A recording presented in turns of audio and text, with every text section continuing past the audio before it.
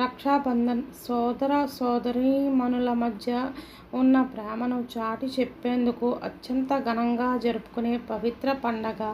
ఎంతటి క్లిష్ట పరిస్థితుల్లో అయినా తమకు అభయం ఇస్తాడని కోరుతూ తనకు రక్షణగా ఉంటాడని ప్రతి ఒక్క సోదరీమణి తమ సోదరులకు రాఖీ కడతారు.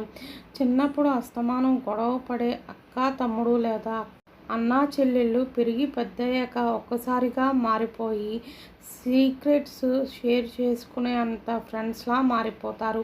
ప్రతి ఒక్కరి జీవితంలో ఆకాశమంత ఆత్మీయతను, అనురాగాన్ని పంచే అన్నదమ్ముల ప్రేమను సెలబ్రేట్ చేసుకునే విషయంలో రక్షాబంధన్ నిజంగానే ఎంతో ప్రత్యేకంగా ఉంటుంది. ఇదిలా ఉండగా శ్రావణ పౌర్ణమినే రాఖీ పౌర్ణమి లేదా జంజాల పౌర్ణమి పేర్లతో పిలుస్తారు. ఈ నేపథ్యంలో మన దేశంలో రక్షాబంధన్ పండుగ ఎప్పుడు ప్రారంభమైంది, ఎవరు ప్రారంభించారు, ఎక్కడి నుంచి వచ్చింది దానిపై స్పష్టమైన ఆధారాలు లేవు. అయితే రాఖీ పండుగ గురించి పురాణాల్లో అనేక కథలు ప్రచారంలో ఉన్నాయి. పురాణాల ప్రకారం అసురులకు, దేవతలకు దాదాపు 12 సంవత్సరాల పాటు యుద్ధం జరిగింది. ఆ సమయంలో ఇంద్రుని ఇంటిపై ఒక రాక్షసి దాడి చేసి ఆక్రమించుకుంటుంది. అప్పుడు ఇంద్రుడు సతీమణి సతీదేవి తనకు సహాయం చేయాలని శ్రీ మహావిష్ణువు వద్దకు వెళ్ళి వేడుకుంటుంది. అప్పుడు ఇంద్రుణ్ణి కాపాడటానికి విష్ణువు తన మణికట్టు చుట్టూ పత్తితో తయారు చేసిన ఒక పవిత్రమైన దారాన్ని కట్టాలని సూచిస్తాడు. అప్పుడు సతీదేవి కోరిన మేరకు విష్ణువు ఆ రాక్షసిని అంతమొందిస్తాడు. ఆ తర్వాత ఇంద్రుడు త్రిలోకాధిపత్యాన్ని పొందుతాడు. అలా సతీదేవి రక్షాబంధన్ పండుగను ప్రారంభించింది. మహాభారతంలో శ్రీకృష్ణుడు శిశుపాలుని సంహరించేందుకు తన సుదర్శన చక్రాన్ని ఉపయోగిస్తాడు.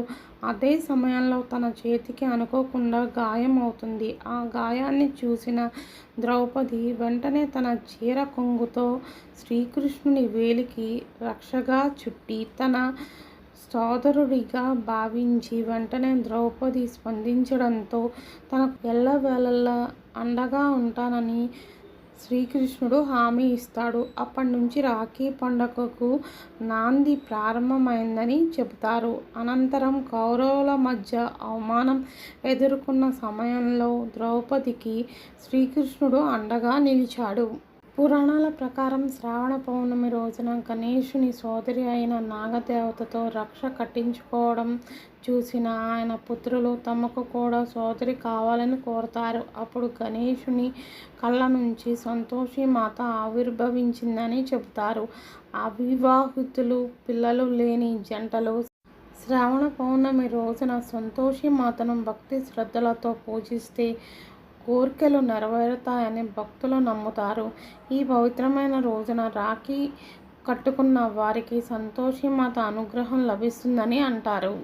ఓణం పండగ అంటేనే అందరికీ గుర్తొచ్చేది మహాబలి చక్రవర్తి. అసురుల రాజైన మహాబలి భూలోకాన్ని ఆక్రమించినప్పుడు తన బారి నుంచి అందరినీ రక్షించేందుకు శ్రీ మహావిష్ణువు వైకుంఠాన్ని వదిలి వామనుడి అవతారంలో భూలోకంలో అడుగు పెడతాడు. అదే సమయంలో శ్రీ మహాలక్ష్మి బ్రాహ్మణ యువతి రూపంలో బలిచక్రవర్తి వద్దకు వెళ్ళి శ్రావణ మాసంలో శుద్ధ పౌర్ణమి తిథి నాడు మహాబలి చేతికి పవిత్ర దారాన్ని కట్టి తానెవరో వివరించి తన భర్తని ఎలాగైనా తిరిగి వైకుంఠానికి పంపాలని కోరుతుంది.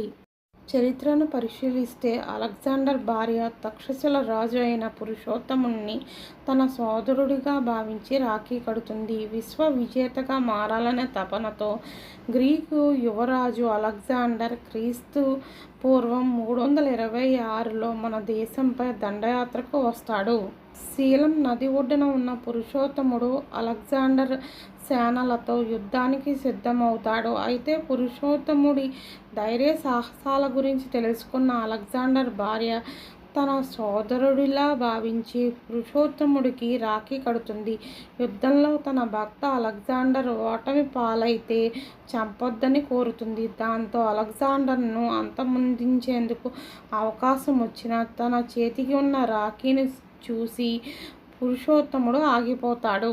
అప్పట్లో మొఘల్ చక్రవర్తి హుమాయూన్ కాలంలో కూడా రాఖీ పండుగ జరిగినట్లు చరిత్ర చెబుతుంది.